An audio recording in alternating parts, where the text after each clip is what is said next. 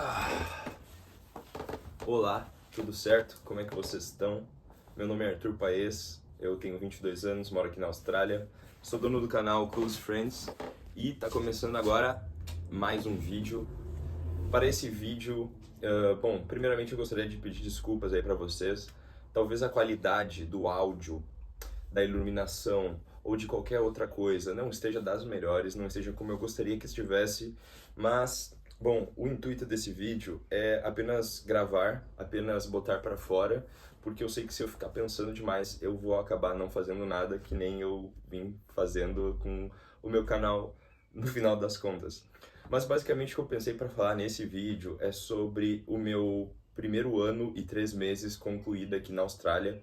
Para quem não sabe, eu vim para cá no dia 7 de setembro de 2024 e hoje, dia 5 de dezembro, não fechou ainda um ano e 3 meses, mas está quase. E eu gostaria de falar um pouco mais sobre o que tem mudado na minha vida, minha mentalidade, etc e tal. Para isso, eu separei algumas perguntas aqui no chat GPT, onde, para ser bem sincero, eu nem me preparei para responder, porque, como eu disse, o intuito é tentar ser o mais natural possível, é como se fosse uma conversa com amigos. E vamos lá, vamos lá, né? A primeira pergunta, o capítulo 1, o começo da minha jornada. Qual foi o primeiro choque de realidade quando tu chegou na Austrália? Bom, acredito que o primeiro choque de realidade que eu tive aqui na Austrália foi que eu podia cantar, berrar e fazer palhaçada no meio da rua que ninguém tava nem aí. Uma coisa que eu percebi morando aqui é que as pessoas elas não cuidam muito da tua vida, sabe? Uma coisa que é bem diferente do Brasil. Pelo menos no Brasil, qualquer coisinha que eu fazia ou que eu deixava de fazer, já tinha um fulano ou um ciclano indo atrás de fazer fofoca e essas paradas aí, que não querendo ofender o público brasileiro de jeito nenhum, mas é uma coisa muito mais comum no Brasil. Para a pergunta número 2, ainda no capítulo 1, quando é que tu percebeu que morar fora não é viagem, é vida real? Eu acredito que a partir do meu segundo pro terceiro mês, essa chavezinha virou um pouco na minha cabeça. Ali por novembro, dezembro, eu tava passando por um momento onde eu cheguei aqui, já fiz o meu cadastro no Uber Eats e já comecei a fazer entregas de aplicativo com a maior frequência que eu podia, né? Que o meu corpo me permitiu. E no terceiro mês, na virada do segundo pro terceiro mês, eu percebi ali depois de já ter caído algumas vezes de bike, né? Que a vida não estava sendo morangos e também, na verdade, nem esperava o que eu iria vir a passar mais pra frente, né? Ou no caso, mais pra trás, porque isso já aconteceu.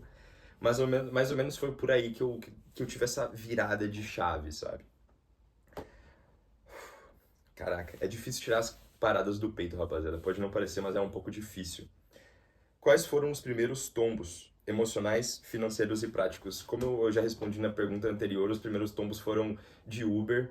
Eu me lembro muito bem que ali na virada de novembro para dezembro eu já estava no meu segundo para terceiro mês de Uber e a bicicleta estava dando problema constantemente porque eu ainda vim com aquela mentalidade de brasileiro, sabe? Tipo, como é que eu posso dizer? Não que todo brasileiro seja assim, mas eu acho que a gente no Brasil sempre tenta ser esperto, e eu como um bom brasileiro tentava ser muito esperto aqui na Austrália. Então eu furava o sinal vermelho, eu dirigia acima da velocidade e por aí vai, sabe?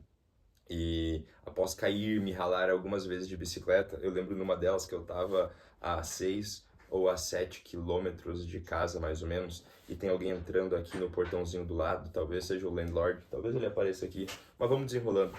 Tá, eu tava mais ou menos uns 6 quilômetros longe de casa, 6 a 7, e a bicicleta deu pau, o motor da bike, o cabinho que se conectava ao motor, ele foi rompido por alguma coisa do destino, e eu me lembro que eu esperneei, eu gritei, eu chorei, mas foi ali que eu percebi que agora não tinha mais mãe, não tinha mais vó, não tinha ninguém mais para passar a mão na minha cabeça e ia ser eu por eu mesmo. Então eu liguei para minha mãe e comecei a voltar de a pé esses 6, 7 quilômetros conversando com ela, ela me acalmou, ela conseguiu me ajudar muito emocionalmente nesse evento, mas mesmo assim, por um ato impulsivo, eu liguei pro cara que eu alugava a bike e eu devolvi a bike no dia seguinte.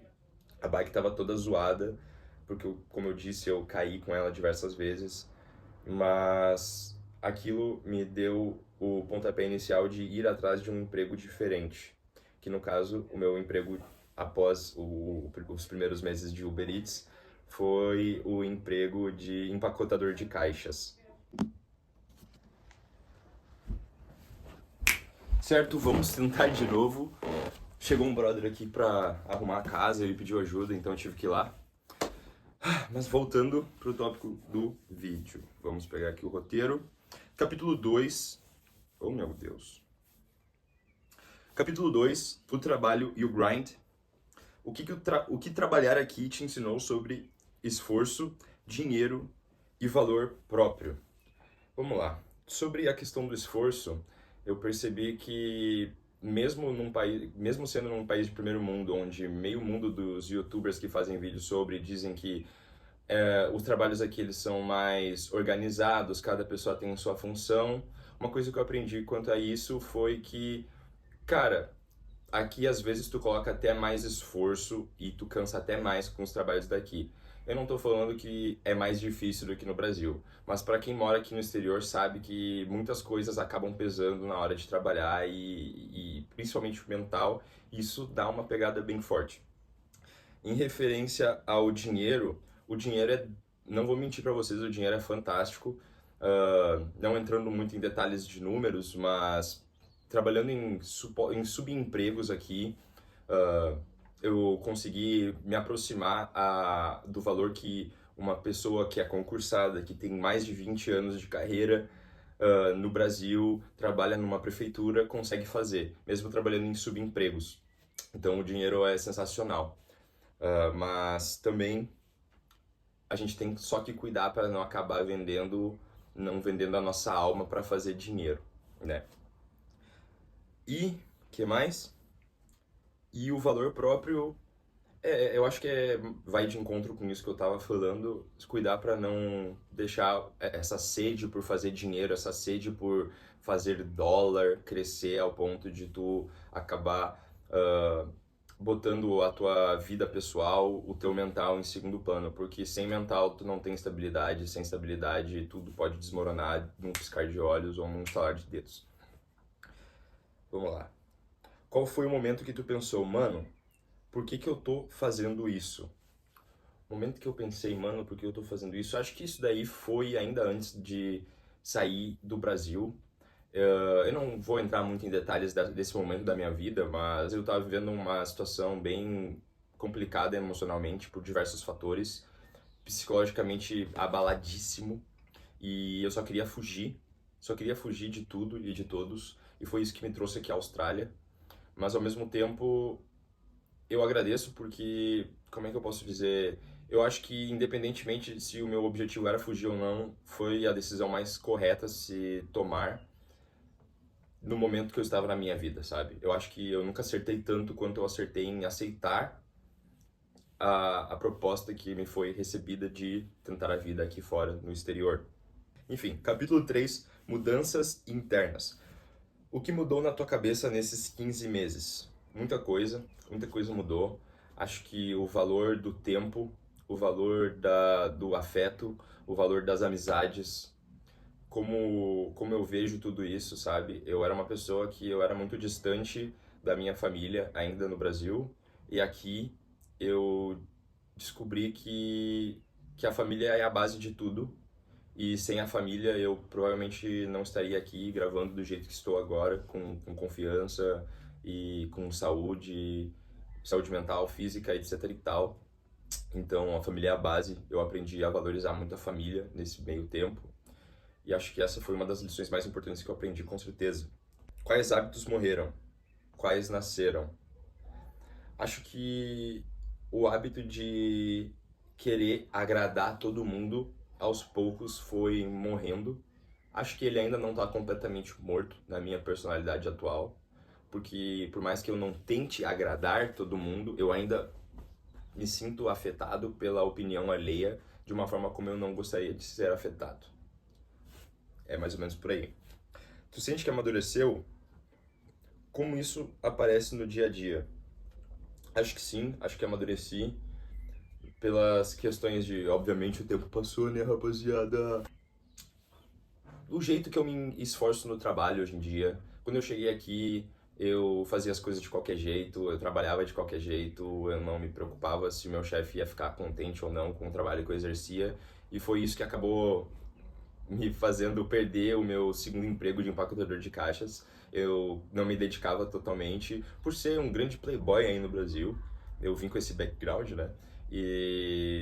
Mas após isso, após perder esse meu primeiro emprego de empacotador de caixas, eu comecei a aprender a dar mais valor pro trabalho, eu comecei a aprender a me empenhar mais no trabalho, inclusive em trabalhos que eu não gostava de fazer e que não gosto. Eu entendo que eu preciso passar por aquilo mesmo que eu não goste de fazer, que talvez hoje, agora, no meu presente, eu não entenda o porquê que eu tô passando por aquilo, mas no futuro certamente eu vou entender. E acho que isso eu só consegui amadurecendo após esses 15 anos, esses 15 meses de Austrália. O que tu aprendeu sobre solidão, afeto e estar longe da família? Sobre essa questão da solidão, eu ainda venho aprendendo, porque eu percebi que, bom, até um mês atrás, eu achava que eu já tinha conseguido lidar totalmente com essa questão de ficar sozinho. Eu era uma pessoa dependente emocional, ainda sou de certa forma, então eu sempre evitava ficar sozinho, eu sempre fazia de tudo, me humilhava e aceitava coisas que eu não gostaria de aceitar para ter pessoas ao meu redor. E isso tem diminuído bastante. Acredito que essa foi a minha maior evolução, assim, hoje em dia eu já não, se eu já tô descontente com alguma coisa, talvez eu não vá discutir, contra-argumentar com as pessoas, mas eu só aceito e saio fora, sabe? E porque hoje eu entendo que é melhor ficar sozinho do que ficar mal acompanhado. É bem clichê essa frase, mas é muito verdade. Mas o que eu quis dizer sobre não estar tão acostumado com a solidão é que em minhas conversas recentes com a IA, com o chat GPT, eu compreendi que quando eu boto música 24 horas por dia, 7 dias por semana, sem pausa, quando eu fico assistindo muito vídeo no YouTube, quando eu não deixo a minha cabeça em si ficar quieta, eu tô escondendo a solidão de alguma forma. Quando eu uso entorpecentes, quando eu fumo cerveja, quando eu fumo cigarro, quando eu fumo, entre outras coisas, eu também não tô lidando com a solidão. E é exatamente nesse ponto que eu tô trabalhando agora. Então eu não tenho uma resposta concreta para isso, porque é uma coisa que eu sei que eu ainda tô desenvolvendo. Em que ponto tu percebeu que tu é mais forte do que tu achava? Eu acho que foi mais ou menos nessas quedas de bicicleta aí mesmo, que eu percebi que eu sou forte, sabe? Porque eu nunca acreditei muito no meu potencial. Eu tenho uma certa dificuldade de enxergar os pontos positivos que eu tenho. Essas diversas quedas de bike, que eu tive que atravessar 6, 7 quilômetros andando e carregando uma bike, empurrando uma bike de 40 quilos, né, para ir no mecânico, porque como eu usava uma bike ilegal, eu fui descobrir depois de um ano de Austrália que eu usava uma bike legal, só tem um lugar aqui na cidade que conserta esse tipo de bike. Então, quando ela estragava, eu tinha que empurrar ou pegar o trem ou esse tipo de coisa. E dessas diversas vezes que a bike estragou e eu tive que empurrar ela até o mecânico, eu me descobri uma pessoa muito forte, porque eu poderia só... Eu acredito que o Arthur do Brasil, ele só desistiria, ele só começaria a chorar e iria ligar para a mãe ou para o padrasto dele ou para qualquer pessoa que fosse para resolver o problema. E o Arthur da Austrália fez justamente o contrário, fez e faz justamente o contrário. Ele aceitava que o problema já estava feito, que não adiantava espernear, chorar, que eu até poderia chorar, mas isso não ia resolver. E a única coisa que eu poderia fazer para de fato resolver os meus problemas é botar a cara a tapa e solucionar eles eu mesmo. E, cara, acho que essa foi uma das lições mais difíceis de ser aprendida, mas ao mesmo tempo, hoje em dia, depois de passar por todas essas mudanças, acho que é uma das coisas mais prazerosas de se olhar para trás e perceber que eu consegui mudar em mim, eu consegui vencer esses medos. Capítulo 4, rapaziada. Capítulo 4. Dinheiro, rotina e propósito. O que o dinheiro representa para ti hoje, comparado a antes? Cara, eu acho que o dinheiro eu não tenho uma visão completamente formada sobre o dinheiro. Eu tenho objetivos de viver de renda daqui a 10, 15 anos. Eu faço investimento em bolsa de valores, eu compro Bitcoin, eu guardo dinheiro em dólar e, e esse é o meu grande sonho, esse é o meu grande objetivo no momento. É o meu principal objetivo de conseguir juntar dinheiro suficiente para eu poder vender de renda passiva daqui a uma década ou duas. E o dinheiro, o valor que eu atribuo ao dinheiro é esse, sabe? É o valor da minha possível liberdade financeira no futuro. No Brasil, eu era uma pessoa muito irresponsável com dinheiro. Eu ganhava de aniversário ou Natal, tanto faz, gastava com qualquer coisa, botava dinheiro em joguinho de celular, comprava salgadinho, e por aí vai. Não me julgo, era imaturo, tinha menos de 20 anos, a minha cabeça ainda estava em desenvolvimento, mas acho que essa aí foi a grande sacada desde 2023 para cá, que foi quando eu comecei a fazer investimento de bolsa, foi quando eu comecei a compreender melhor o que eu posso fazer com o dinheiro e as portas que ele pode me abrir. Tu sente que está viciado em produzir? Como lida com isso? Sim, estou gravando esse vídeo agora mesmo porque eu passei o dia inteiro deitado na cama, olhando pro teto e tava tipo assim, caralho, eu preciso fazer alguma coisa, eu preciso produzir. E é isso que me incomoda, mas ao mesmo tempo me motiva a continuar, sabe? Essa questão de produzir. Quando eu invisto 40%, acho que é mais ou menos 40% do que eu recebo semanalmente aqui na Austrália, eu fico um momento sem fazer nada, esse pensamento de, essa autossabotagem de preciso fazer alguma coisa o tempo inteiro, ela vem. E eu tô tentando gravar esse vídeo justamente para aprender a achar uma maneira de produzir algo, não necessariamente com finalidade financeira, mas para produzir algo que me faça me sentir bem comigo mesmo. Tu sente que ganhou, o que tu sente que ganhou e o que tu sente que perdeu nesse processo? Eu acho que eu ganhei muita maturidade, ganhei muito dinheiro, sim, ganhei muita experiência, e perdi muitos medos, perdi o medo da falha, perdi o medo da rejeição, perdi o medo de não tentar, apesar de eu ainda ter um certo medo de não tentar. Acho que meu canal do YouTube fala muito sobre isso, mas é mais ou menos por aí. Capítulo 5. As partes difíceis que ninguém vê. Quais foram as piores fases nesse 1 ano e 3 meses?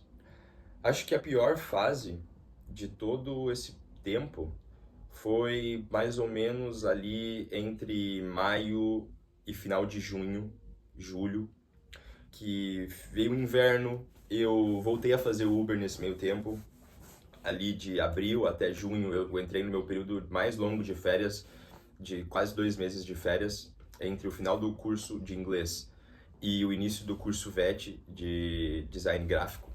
Então, na minha cabeça, eu tinha 2 meses para trabalhar quanto o meu corpo aguentasse. Porque aqui no visto de estudante a gente tem a limitação de 24 horas semanais, mas quando tu tá de férias tu não tem essa limitação. Então eu tava fazendo escala 7x7, eu tava trabalhando no inverno, na chuva, eu tava me acidentando de bike, eu tava caindo de bike por conta disso, de trabalhar na chuva. E acho que esse foi o meu período mais instável, porque tudo isso, toda essa vontade de trabalhar, pegar, receber o dinheiro, investir ele, nem ver o dinheiro, não tocar no dinheiro, não comprar algo com ele além de comida e pagar meu aluguel, literalmente vender a minha alma, vender a minha saúde, vender a minha juventude por dinheiro. Acho que tudo isso fez eu passar pelo meu pior momento aqui na Austrália, momento onde eu estava mais emocionalmente frágil. Mas foi um momento muito importante porque hoje em dia eu já não pego mais tão pesado com a questão de trabalho porque eu passei por isso e eu vi o quanto é ruim. Então, mais um ponto aí pra minha evolução pessoal. O que tu não fala no Instagram, mas sente. Sinto muita saudade da minha família, sinto muita saudade do meu pai, sinto muita saudade do meu pai. Mas enfim, não quero entrar muito sobre esse detalhe porque é uma coisa muito pessoal e é uma coisa que eu ainda tenho que desenvolver. Mas eu sinto muita saudade do meu velho. E é isso, não só do meu velho, da minha família, o fato de eu saber que a minha avó tá ficando mais velha, sabe, me preocupa muito. O fato de eu saber que os meus irmãos estão crescendo e eu não tô ali pra dar um abraço neles. Porque hoje, diferente de quando eu tava no Brasil, eu consigo compreender o valor que tem um abraço de uma pessoa que tu ama. Só que ao mesmo tempo eu não tenho uma pessoa que eu amo pra poder abraçar. E é mais ou menos por aí. Vamos lá pro capítulo 6. O que tu descobriu sobre ti mesmo? O que tu descobriu que gosta? Eu descobri que eu gosto de me conectar com a natureza. Eu descobri que eu gosto de tomar banho de sol. Eu descobri que eu amo a minha cor de pele. Por que disso? Porque eu tive um passado onde eu fiquei estudando numa escola particular, aí em Campo Bom, Rio Grande do Sul, por 6 anos, onde eu sofria muito bullying por causa do meu olho puxado, eu sofria bullying por causa do meu cabelo de índio. Pela... O pessoal nunca deixou isso explícito, sabe?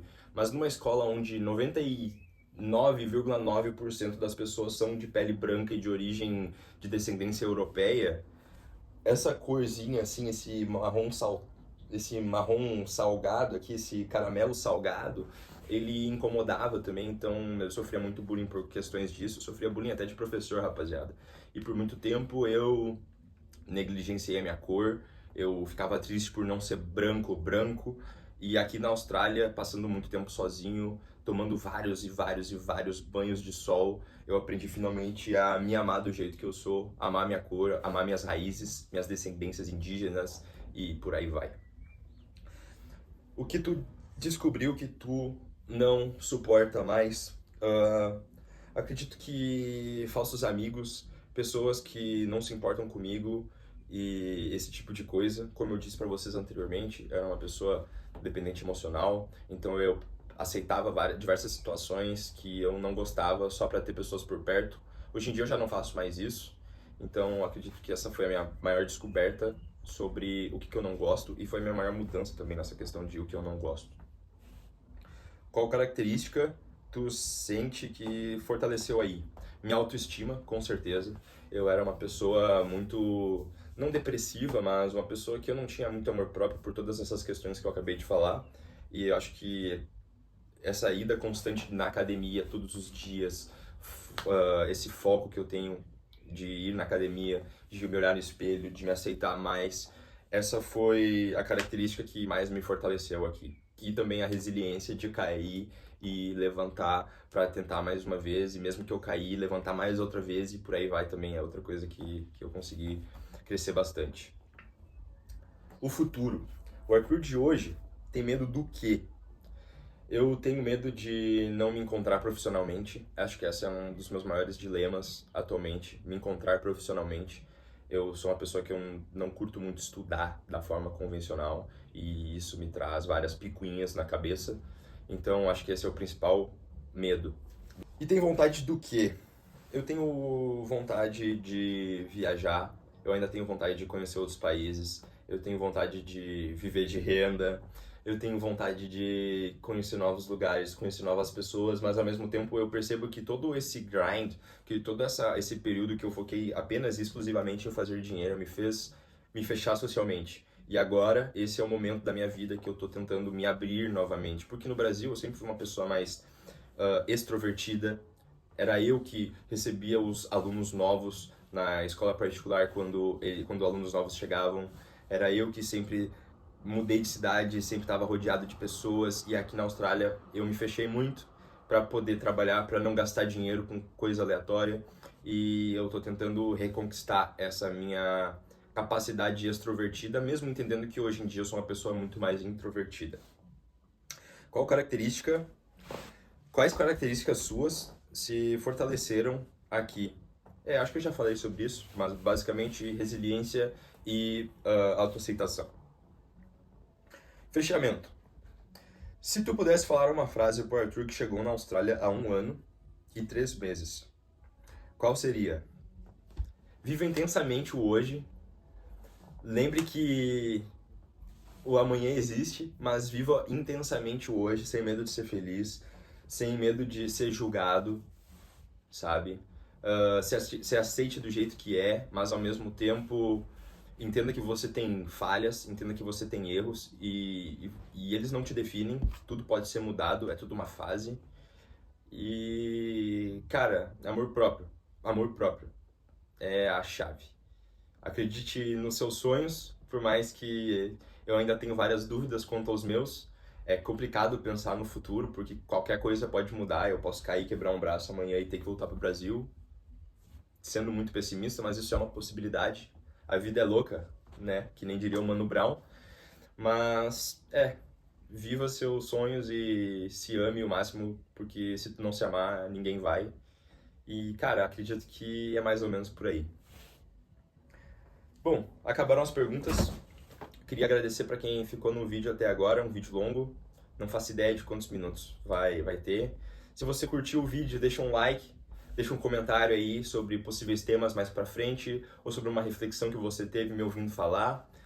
É muito importante para mim, não para impulsionar o vídeo, mas para mim, sabe, sentir que realmente tem alguém aí atrás da tela me escutando, para saber se tem alguém que pensa da mesma forma como eu. E eu tenho um desejo, rapaziada, de criar uma comunidade no futuro. E esse é só o início. Então, vambora. Um abraço aí pra vocês e tchau.